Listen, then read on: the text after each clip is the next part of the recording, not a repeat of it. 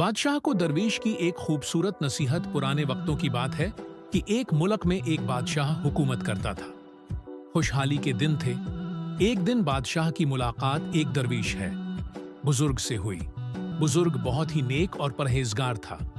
बादशाह उनसे बहुत इज्जत से पेश आया और मुलाकात के आखिर में उनसे फरमाइश की कि मुझे कोई ऐसी चीज, तावीज, वजीफा वगैरह लिख दें जो इंतहाई मुश्किल वक्त में मेरे काम आए।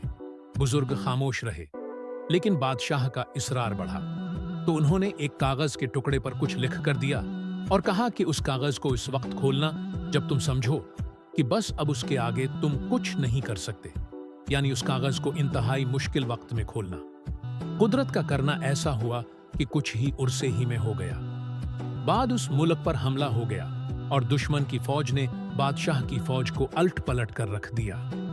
बादशाह को अपनी जान के लाले पड़ गए और वो भागकर किसी जंगल के गार में छिप गया। दुश्मन की फौजें उसके पीछे थी और वो थक कर अपनी मौत का इंतजार कर रहा था। फिर अचानक उसके ज़हीन में दरवीश बाबा का दिया हुआ कागज याद आया। उसने अपनी जेबें टटोली तो वो कागज खुशकिस्मती से उसके पास ही था। सिपाहियों के जूतों की आहट उसके करीब आती सुनाई दे रही थी। अब उसके पास कागज खोलने के सिवा कोई चारा नहीं था। जब उसने कागज खोला तो इस पर लिखा हुआ था, ये वक्त भी गुजर जाएगा। बादशाह को बहुत गुस्सा आया कि बुजुर्ग ने मेरे साथ ये किया खेल खेला है, लेकिन अफसोस वो कुछ नहीं कर सकता था।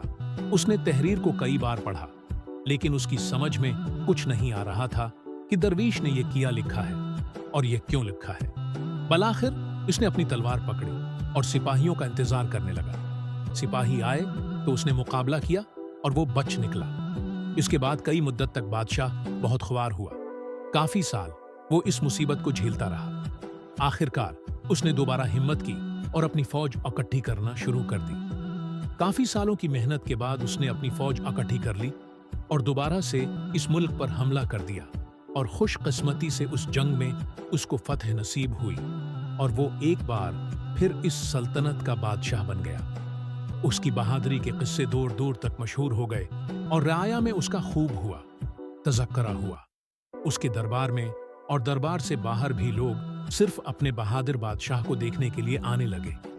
इतना बोलबाला देखकर बादशाह के दिल में गुरूर पैदा हुआ और वो अपनी शजाअत पर और सल्तनत पर थोड़ा मगरूर हुआ ही था कि अचानक उसके दिल में बुजुर्ग का लिखा हुआ फकरा याद आया कि ये वक्त भी गुजर जाएगा। इसीलिए कहते हैं कि वक्त ही गुजर जाएगा, जैसा भी हो गुजर जाता है। हमें चाहिए कि हम मुश्किल वक्त में सब्र का दामन अपने हाथ से न छोड़ें और अपने अच्छे वक्त में अपने आप को तकब्बर से बचाएं, क्योंकि वक्त जैसा है भी हो, अच्छा हो या बरा हो, गुजर जाता है।